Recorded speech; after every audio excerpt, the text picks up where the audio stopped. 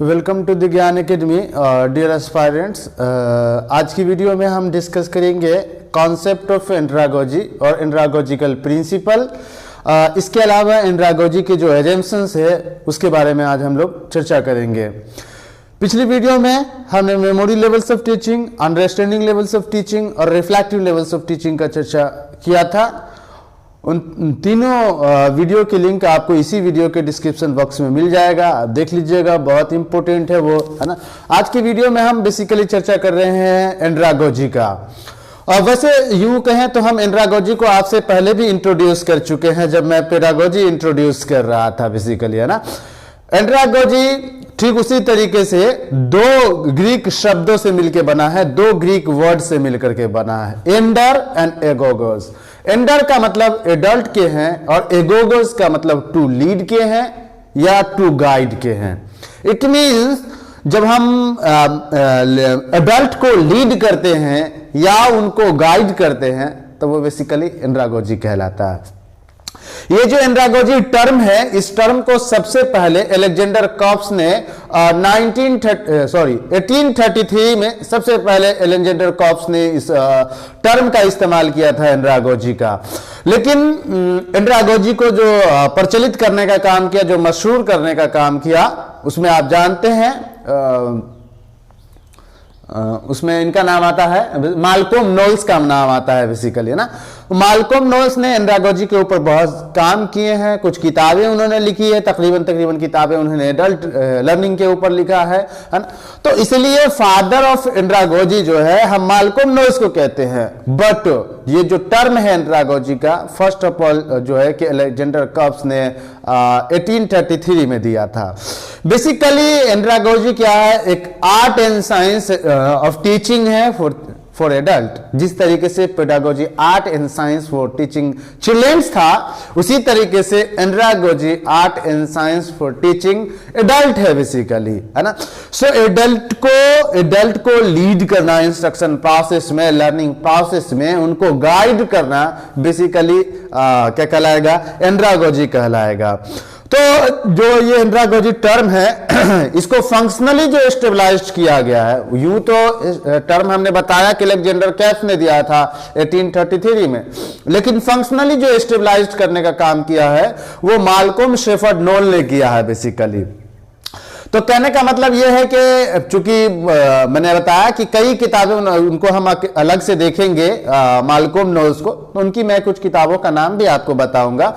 वैसे उन्होंने एक किताब लिखी जिसमें खुसूसन ये प्रचलित हुआ, the modern practice of adult education.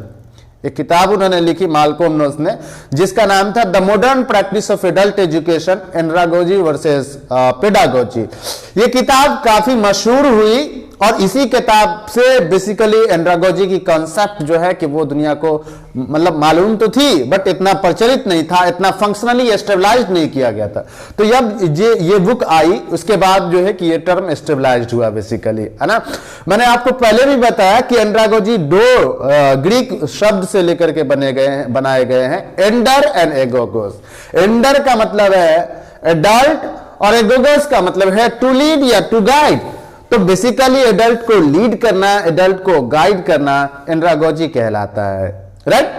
अब कहने का मतलब यह है कि एडल्ट लर्निंग बेसिकली एक प्रोसेस है, ये एंड्रागोजी एक प्रोसेस है, एक फिलॉसफी है जिसके अंदर इस बात की स्टडी की जाती है कि एडल्ट कैसे सीखते हैं, एडल्ट कैसे सीखते हैं और लर्निंग प्रोसेस में, लर्निंग प्रक्रिया में एडल्ट को कैसे लीड किया जा सकता है, यह भी चीज हमें एंड्रागोजी से मालूम चलती है।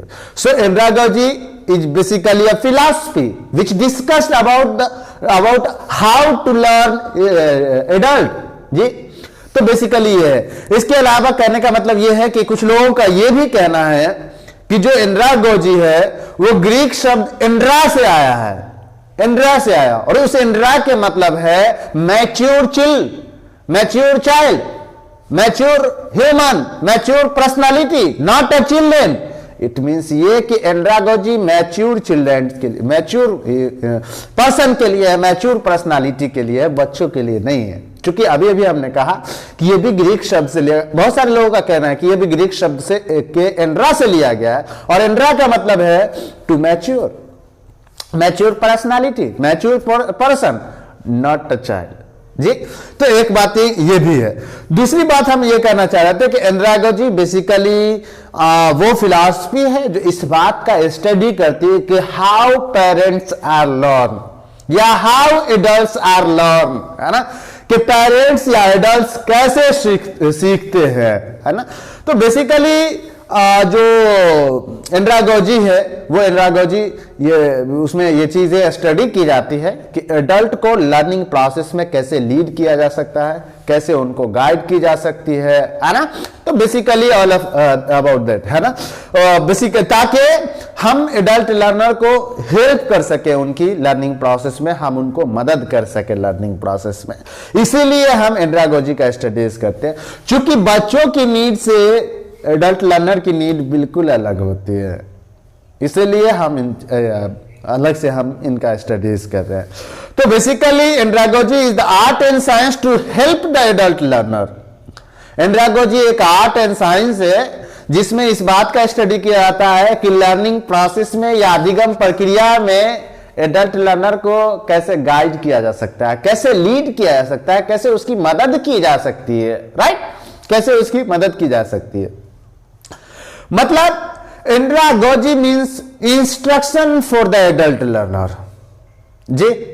Andragogy means instruction for the adult learner. Andragogy वो फिलॉसफी है जिसमें इस बात का अध्ययन किया जाता है, इस बात की स्टडी की जाती है कि एडल्ट लर्नर कैसे सीखते हैं और उनको कैसे सिखाया जा सकता है, उनको किस तरीके से गाइड किया जा सकता है, किस तरीके से उन्हें लीड की जा सकती है, इस बात का स्टडी किया जाता है एंड्रागोजी के अंदर।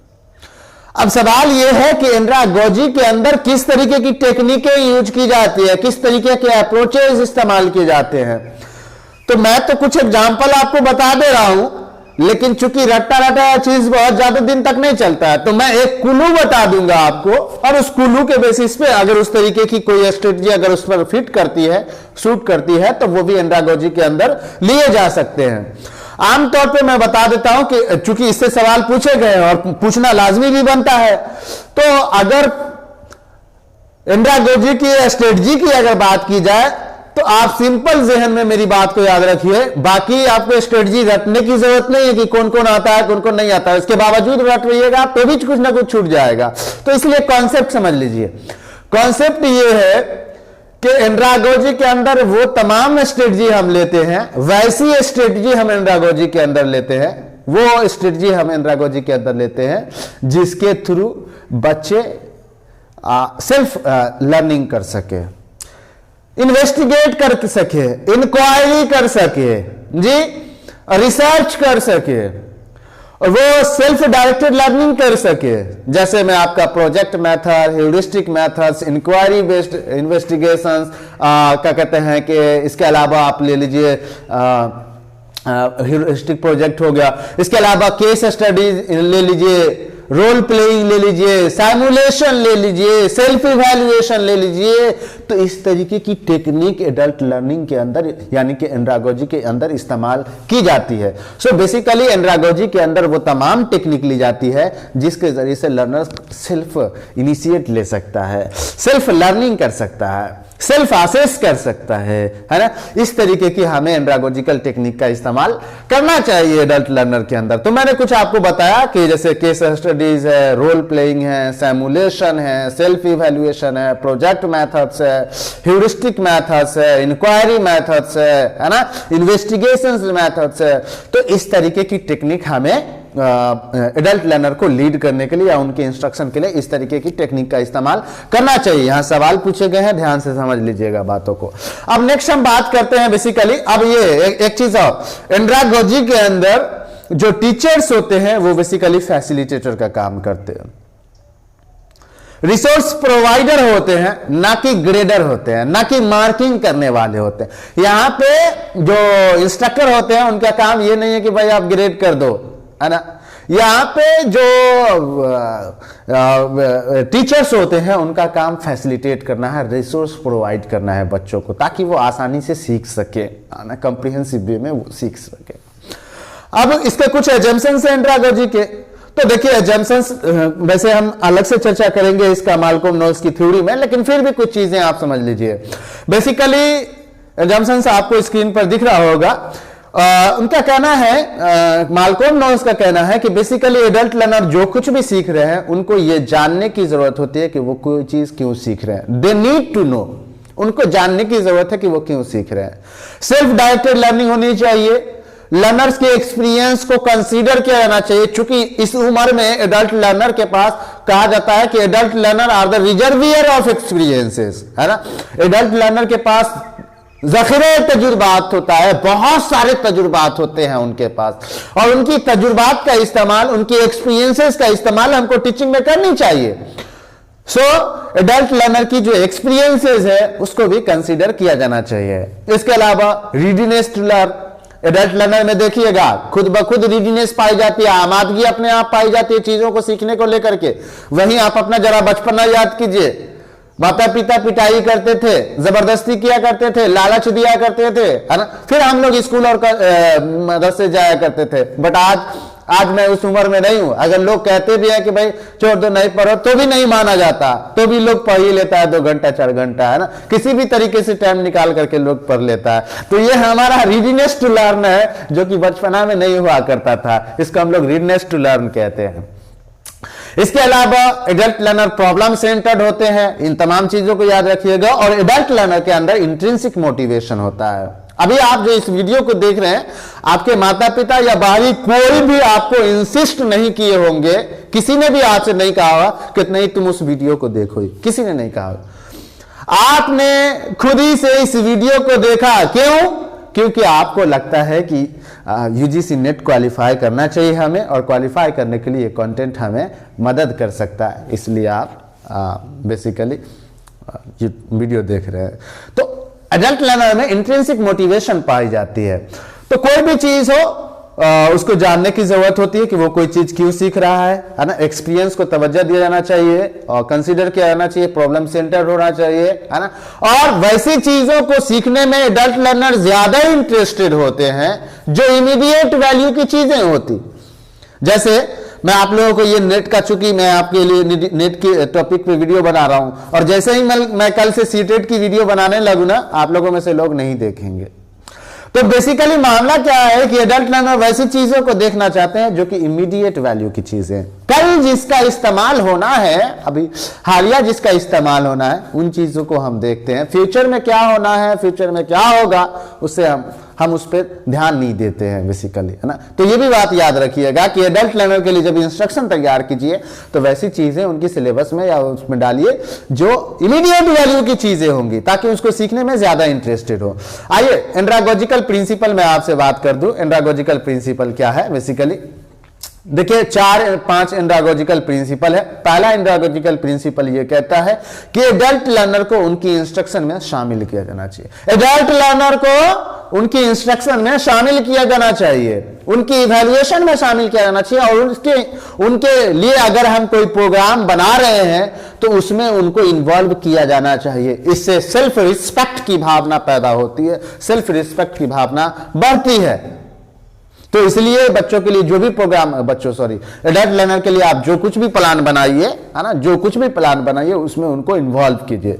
दूसरी बात यह है कि एक्सपीरियंस को कंसीडर कीजिए, चाहे वो मिस्टेक ही क्यों ना हो, चूंकि ये फर्दर लर्निंग की बेसिस प्रोवाइड करता है, फर्दर लर्निंग की बेसिस प्रोवाइड करता है, इसलिए उसको भी तवज्जो देनी चाहिए। इसके अलावा मैंने आपसे कहा कि एडल्ट लर्नर वैसे चीजों को सीखने में ज्यादा इंटरेस्टेड होते हैं जो इमीडिएट वैल्यू की चीजें होती है। इसके अलावा एडल्ट लर्नर प्रॉब्लम सेंटर्ड होते हैं, ना कि सब्जेक्ट सेंटर्ड और कंटेंट ओरिएंटेड होते हैं। इन 3 चीजों को जानिएगा।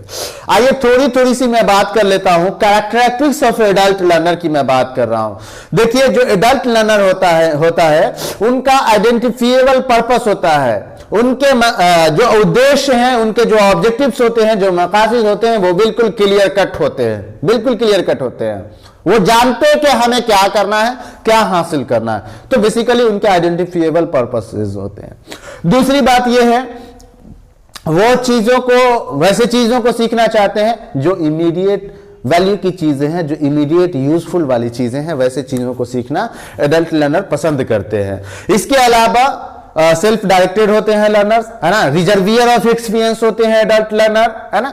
इसके अलावा इनकी जो लर्निंग स्टाइल यूजुअली सेट हो चुकी होती है। अब इस उम्र में इनके लर्निंग स्टाइल पे इंफेसिस नहीं किया जाता और उनको जबरदस्ती में मतलब बदलने की कोशिश नहीं की जा सकती, क्योंकि उम्र का एक पड़ाव खत्म हो चुका होता है उम्र का एक पड़ाव खत्म हो चुका होता है। तो हमें ये चाहिए होता है कि हम सिर्फ फैसिलिटेट कर दें, उनकी जो लर्निंग स्टाइल है उनको चेंज करने की जरूरत हमें नहीं है।